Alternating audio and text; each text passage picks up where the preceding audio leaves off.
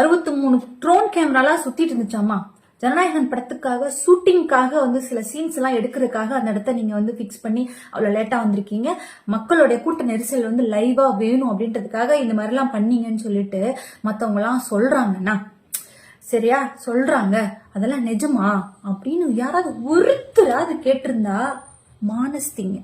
நிஜமா சொல்றேன், ஒருத்தராவது அது கேள்வி கேட்டிருந்தா மனஸ்திங்க. கேட்டிருக்க மாட்டாங்க. ஏன்னா 20 லட்சம் அக்கௌண்ட்ல போட்டுட்டாச்சுப்பா. சரியா? இப்போ வர வச்சு பேசுறது எதுக்கு தெரியுமா? தான் பண்ணது தப்பு அப்படின்னு சொல்லிட்டு உணர்ந்து அப்படிலாம் நம்பிடாதீங்க மக்களே. வர சொல்லி பேசுறது சிபிஐ கிட்ட இருந்து தப்பிக்கிறதுக்கு. ஓகேங்களா? சாட்சியங்களை சிபிஐ விசாரணையில எடுத்து பண்ணிட்டு இருக்கும் போது சாட்சியங்களை வர சொல்லி இப்படி வந்து பொன்னாடையெல்லாம் போத்தி 5 லட்சம் ரூபாய் இன்சூரன்ஸ் எல்லாம் உங்களுக்கு நாங்க பண்ணித்தரோம். 20 லட்சம் கொடுத்தாச்சு, ரைட்டு. இப்போ செலவு பண்ணி எல்லாம் வந்திருக்கோம். கூட்டிட்டு வந்து ஒரு ஸ்டார் ஹோட்டல்ல வச்சு சூப்பரெல்லாம் பண்ணிருக்கோம். உங்களோட கல்யாணம், குழந்தைங்களோட படிப்பு, இனிமேல் எல்லாமே நாங்க பாத்துக்கிறோம். 5 லட்சம் உங்களுக்கு இன்சூரன்ஸ் போட்டு தரோம். சரியா? இதெல்லாம் எதுக்கு தெரியுமா?